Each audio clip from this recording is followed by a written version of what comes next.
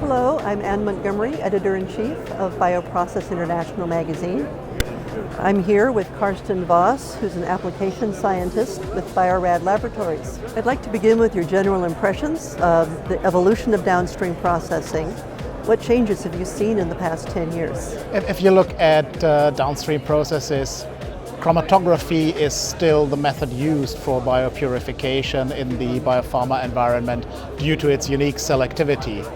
But although I think chromatography technically is still chromatography, there has been some developments which have been adapted by industry in the recent years. For example, if you look at process development and with respect to screening resins and screening conditions, miniaturization and high throughput screening have been widely adapted in the industry, and this is probably not only due to the fact that this is a very convenient and efficient method to identify good resins and good conditions, but it also offers companies to identify design spaces for their purification, and this goes hand in hand with initiative from regulatory authorities like Quality by Design initiative. So that's certainly one point that has been coming up in the last 10 years.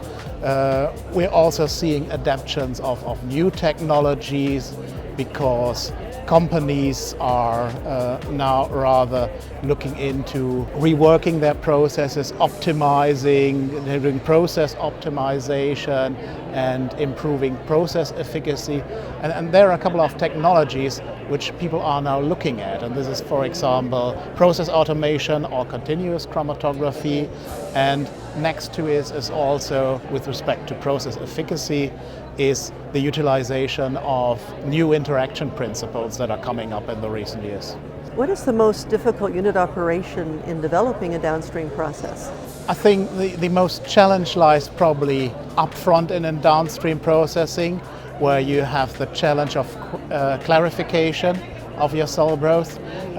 This can be a rather tedious job with the different filtration operations there, but it's still manageable.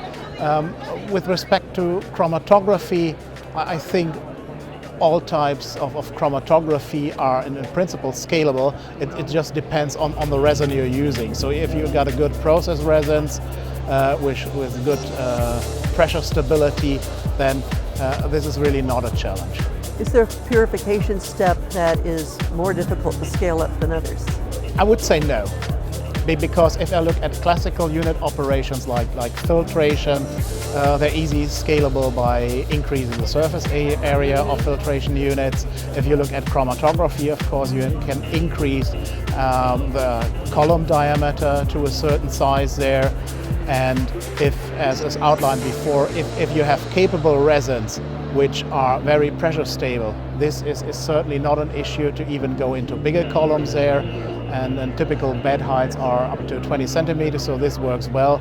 If you're having purifications with older resins that were not originally designed for process scale purification, this can become difficult. So there are a couple of old resins still in processes you will find that are very susceptible to pressure drops. They shrink there under increased pressure. And then when you have to go down with flow rate, and then your process gets very inefficient, and that can be a challenge there. So my recommendation for this kind of operation is usually to rework these old processes and try to substitute the old resins with more state-of-the-art materials. Speaking of the state-of-the-art materials, what new tools and technologies do you feel are the most promising to look at these days? With respect to the operation mode, I think what is most interesting coming up is certainly continuous chromatography, which got a lot of interest in the last years. With respect to chromatographic materials, I think we have intriguing results by mixed mode chromatography resins, because mixed mode chromatography materials, they offer very different types of chemistry in the ligand molecules, and this results in different types of selectivity and also different conditions to apply there. And we're yet at the beginning of understanding the structure-function relationship of these molecules. So mixed mode is not as straightforward as, for example, an ion exchanger.